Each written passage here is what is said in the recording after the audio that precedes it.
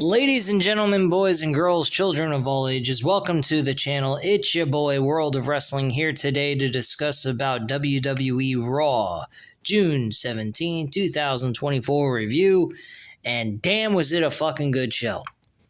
The Wyatt 6 was amazing. Drew McIntyre quit the company, quote unquote.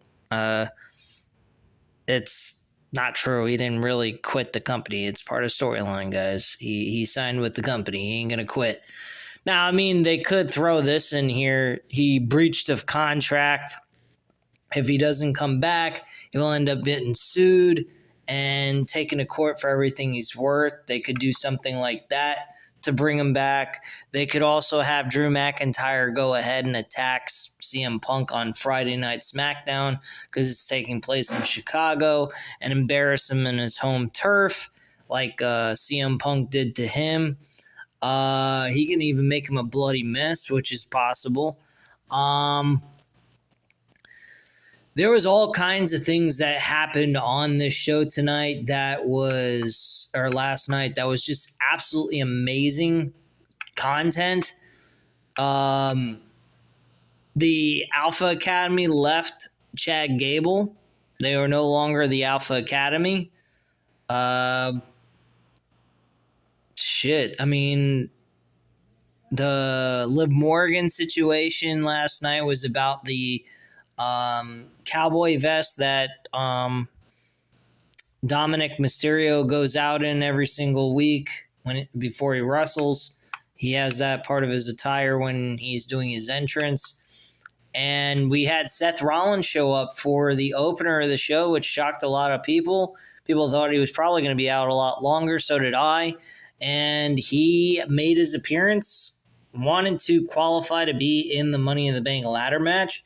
And instead, we had Seth Rollins given a world title opportunity by Damian Priest himself at Money in the Bank. I like this.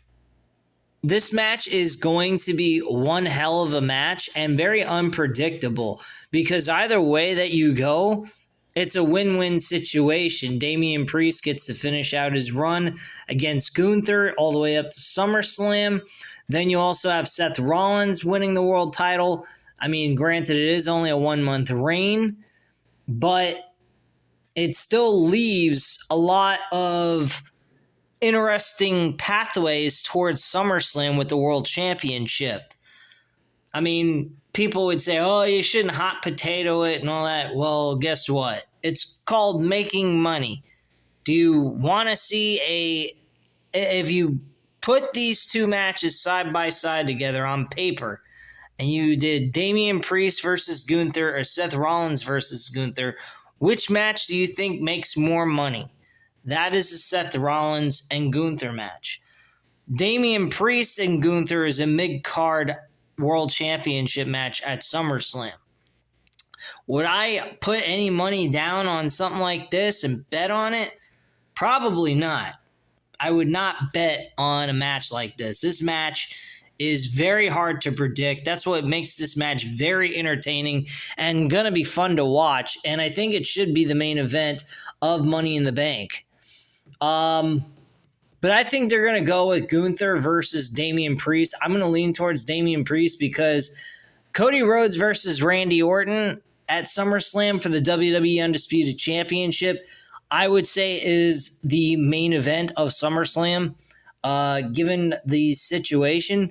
So I would definitely go with that match being the main event over Gunther's World Championship opportunity, because we all know that that Gunther is going to win the world title, whether it's Damian Priest or Seth Rollins. So, in all honesty, I think that should be the mid-card of the show, or near to the end of last, like the co-main event, the match just before the main event, and book it like that. But in all honesty, this is going to be a fun match to watch at Money in the Bank and will be your main event. I guarantee you that. Most definitely. Let's go through some other stuff.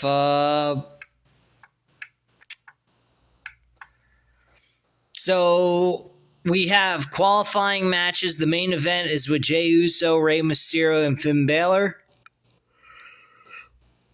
On the women's side of things, we got Io Sky, Keanu James, and Zelina Vega. Obviously, Io Sky with the two other competitors, it was going to be Io Sky winning that match. That's not even debatable or hard to figure out.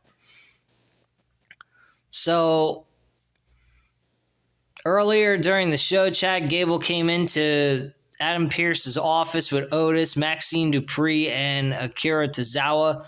Gable says if it wasn't for his number one disappointment and the others, he'd have the Intercontinental Championship. Gable wants another shot. Pearce says Gable has had opportunity after opportunity, but the best thing for him is to go in the back of the line and win his way back to the title. Gable's not happy about that. He's a leader and belongs at the front of the line. Gable tells Pearce to find him someone worthy. Pearce says he has the perfect opponent for him, and Gable tells Pearce to line it up and make it official. And Pearce looks pleased to make this official. So, obviously, Chad Gable goes up against Braun Strowman. The big choo-choo train. And he ends up losing this match, obviously, without a shadow of a doubt. I didn't have any doubts that Braun Strowman was going to lose this match. So Gable gets up in the center of the ring and sneers at the Alpha Academy. Gable demands the three of them to get in the ring. The crowd chants, "You suck," at Chad Gable. Maxine Dupree, who is on crutches, is helped into the ring, and Gable takes the crutches from her and throws it out of the ring. Gable forces her to hobble out of the ring, and Gable turns Tozawa around and shoves him before slapping him in the face and knocking him down. Otis turns and looks at Tozawa down on the mat before sneering at Chad Gable, and the crowd is buzzing. Otis then wipes out Gable with a shoulder tackle, and Otis rips his shirt off, and Gable retreats to the corner, begging his star pupil off. Otis is fired up, but he doesn't attack Gable any further, and the crowd chants Otis. Otis leaves the ring and helps Tozawa and Maxine Dupree, and Tozawa looks like he has a split lip from the slap. So Otis, Maxine Dupree, and Tozawa look emotional as they walk off on Gable, and Gable gets up and throws a fit in the ring. Later on in the show, they're packing their bags. They tell Chad Gable, forget it, we're done. And he tells them, okay, then this Alpha Academy is no more. And that's it. So he's disbanded the group, and they're no longer together. And that's it.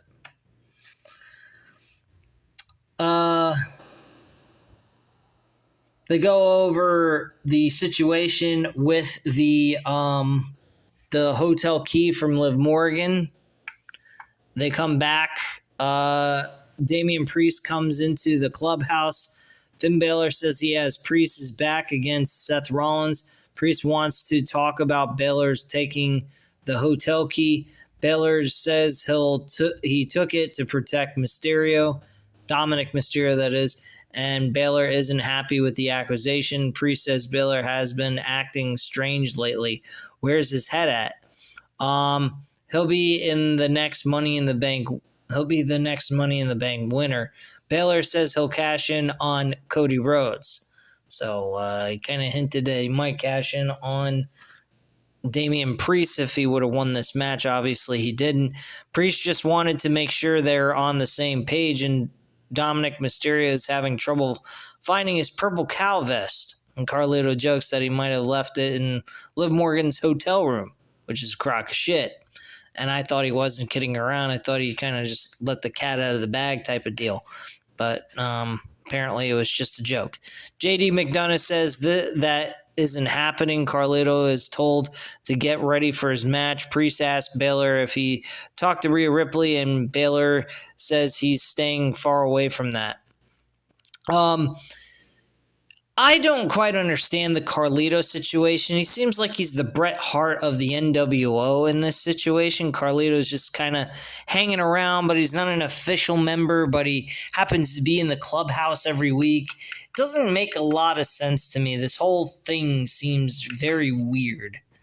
Don't quite understand it. Doesn't make a whole lot of sense. And again, like I said, seems like Carlito is Bret Hart of the Judgment Day. So, like Bret Hart was of the NWO. I don't know. Seems kind of fucking dumb. But yeah, they definitely showing signs of cracks within the group, and they look like they're about ready to break at some point.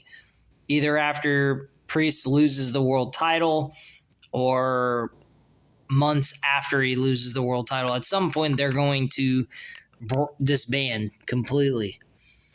So, yeah. So we got a triple threat match. Io Sky, Kiana James, and Zelina Vega. Obviously, Io Sky wins. I didn't barely pay attention to this match because obviously I knew who was going to win. I mean, it was going to be Io Sky without a shadow of a doubt. Anyone that thought differently is a fucking idiot.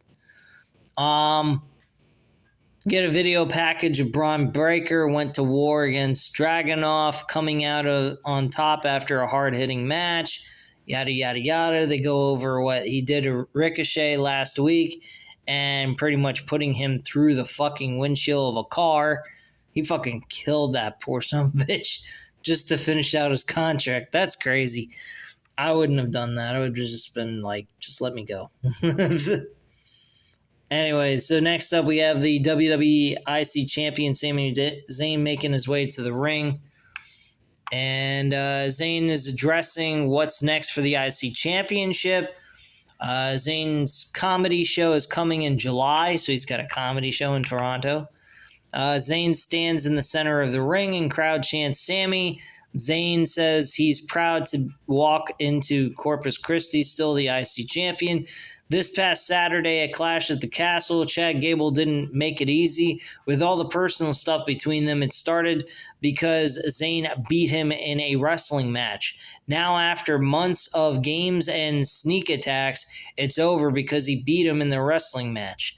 As far as Zayn is concerned, he's moving on from Chad Gable. It isn't easy to move on from the Alpha Academy, though, but they have to do things on their own time. Zayn didn't leave the bloodline until he was ready. Jey Uso didn't leave until it was his time either. And Loud Yeet chant picks up as well. When Otis and Alpha Academy are ready, they will leave Chad Gable too, which they do that in the same episode. So Zayn has to look forward and defend his title, his IC championship against anybody and everybody. Braun Breaker makes his way to the ring. Breaker grabs a microphone and sneers at the IC champion. The crowd barks at Breaker, and Zayn asks if Breaker really interrupted him just to stand there, or does he have something to say? Breaker says he doesn't have to say much. Zayn knows why he's out here. Zayn knows what he is capable of doing in this ring, and Breaker has left a long list of bodies since being here. Zayn is next in line for his championship because he is taking the IC title from Sami Zayn. Zayn steps up to Breaker and holds the IC championship up. Sheamus makes his way to the ring, and Sheamus gets a good ovation as well, pretty much throwing his name into the hat, saying he's been chasing after that title for years, putting on a banger after banger after banger, and if Zayn is going to give opportunities for it, he should be considered as well. Sheamus says he respects Zayn a lot. When that opportunity arrives, he'll do whatever it takes to get the title. Breaker then snaps at Sheamus, says, dude, are you not noticing I'm standing right here? And nobody cares about Sheamus and the list of titles he hasn't won with the sob stories. They all know what happens when you get in Breaker's way. Sheamus is in his way and he'll kick his ass. Sheamus asks what he's going to do to put him on his stupid list. Sheamus says Breakker is cocky and on a run of a lifetime, but as far as the title goes, he has no skin in the game. Breakker is the new kid. And Sheamus tells Breakker to go to the back of the line before he makes him. Breakker angrily stares at Sheamus. This eventually leads to a one-on-one match between Sheamus and Braun Breakker later on in the show. Fucking awesome match, grueling competition between those two, and it ended, and unfortunately, in a disqualification because of Ludwig Kaiser. So yeah, that kind of sucked, but it did make a lot of sense. I probably wouldn't be surprised we see a fatal 4-way for that title, and then at SummerSlam see a one-on-one match between one of those three going after the title. Or they might do a 3-way so that they can crown a number one contender for it. That's probably another idea they might do. Since they're already doing 3-way matches for the qualifying for the Money in the Bank briefcase match. Dragon Lee went up against fucking Carlito in a one-on-one match during the show. I mean, who cares? Kathy Kelly is backstage with the women's champions, Alba Fire and Isla Dawn. They are thrilled to pick up the win in front of their family and fans in Scotland. They're willing to take on all comers for the title. Shayna Baszler and Zoe Stark walk up to them, and Baszler says that they beat them handedly last week on Raw, and on Saturday she did make Jade Cargill submit. Believe it or not, they actually take that botch and use it to their advantage, but the referee didn't see it. Stark says they're coming for the titles, and Alyssa Taylor from SmackDown has been doing the ring announcing for tonight. Samantha Irvin will return next week. Blah, blah, blah. Okay, whatever. Shouldn't even have read that part. That was irrelevant. Dragon Lee against Carlito. Dragon Lee ends up, I didn't even really pay attention, loses the match to Carlito. Lee pretty much Carlito hits Lee with a backstabber off the middle rope for the win, and that's how the match ends. Women's World Champion Liv Morgan comes down to the ring wearing Dominic Mysterio's vest. She seductively approaches Dominic, but Zelina Vega attacks her from behind, pressing her briefly into Dominic. Wilde pulls them apart, and Dominic knocks his father back. Dominic sends Wilde into the ring steps, and Ray attacks his son with right hands. JD McDonough sweeps Lee's feet on the second rope, and Carlito hits Lee with a backstabber off the middle rope for the win. And that's how that match ended. Nothing really special there. I don't care what Carlito has to offer. This is not 2005, 2006 anymore. This is 2024. And Carlito's position on this show does not intrigue me whatsoever, to be quite frank with you guys. Anyway, moving on. We get a replay of CM Punk running down to the ringside area, but before he does, he's backstage. He's asking for a referee shirt, and they give it to him. He runs to the ring, and he ends up going ahead and fucking screwing over Drew McIntyre. Drew McIntyre addresses CM Punk's interference at Clash of the Castle. Pretty much says he quits. He's done. He says, screw this company, I quit. And walks off. And with that video footage, that makes a lot of sense for him to want to quit.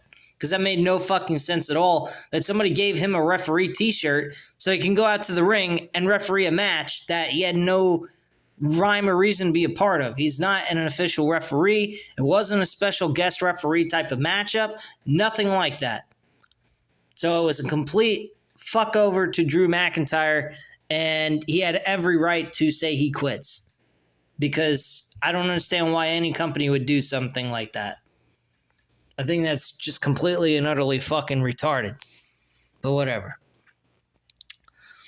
Raw GM Adam Pearce runs out to try to talk some sense into him, and McIntyre says, "I'm serious," and walks past Pearce. Triple H tries to talk to him, and he tells them he quits as well, and he wants nothing to do with anyone. He doesn't want to talk to anybody. I don't blame him. I would be fucking pissed too. Damage Control with Dakota Kai and Kairi Sane versus Caden Carter and Kenta Chance. Kenta Chance and Caden Carter actually win this match. Very short matchup. Nothing really important happened there. Dakota Kai is complaining about Lyra Valkyria getting involved in their match. Io Sky says is disgusting and says she's heard enough. Damage Control needs to change. If they don't, Sky will change things herself. Sky walks off as Kai and Kairi Sane look worried. Well, as they should. Sheamus and Braun Breaker have their match next. We get a disqualification, as I already mentioned. Also during this match, an interesting fact, Braun Breaker can run the ropes 23 miles an hour. And he ran those ropes pretty damn fast. I don't know about 23 miles an hour, but he ran the ropes pretty damn fast. He looked like fucking Ultimate Warrior out there. And a lot quicker, too.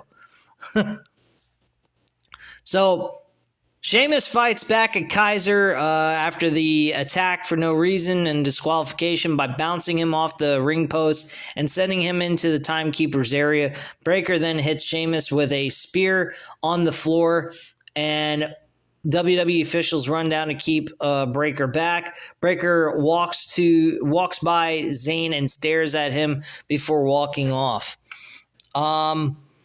Kaiser wanted to attack Sheamus as well, and while that was taking place, they were both running, and all of a sudden, Braun Breaker met him at the pass while there was an overview camera of this taking place over the ring, which I thought was great. A great shot of the ring above, and just showing the two running around towards Sheamus, and then Braun Breaker just spearing the hell out of Kaiser.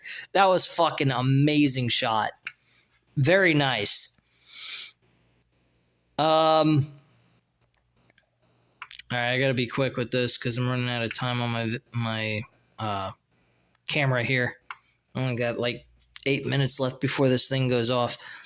All right, so Mysterio goes ahead and wants his vest back. She says, well, let me help you out with that. You'll have to take it off me. So she goes ahead and he's taking it, and then Damian Priest comes into the picture thinking something's wrong going on. It tells Morgan to leave her alone, or leave him alone. Leave the guy alone already, and she refuses to and basically says she's a fucking psychopath. So that's that. Karrion Kross is backstage with Scarlett, makes an announcement that he wants a match with either Woods or Kofi Kingston. He wouldn't be surprised that Kofi Kingston is the one that wants to take the match. That way he can keep Xavier Woods in the back and leave him out of the match and giving him no TV time. And he would leave AOP out of the match as well, and it'd just be one-on-one, no one else. Backstage, New Day are talking, and Kofi Kingston accepts the match and basically does not give a shit what Xavier Woods wanted to do. It should have been Xavier Woods' match, but unfortunately that was not the case. So, there you go. All right. Following that, we had the main event. Jey Uso won this match. Obvious matchup as to who was going to win this.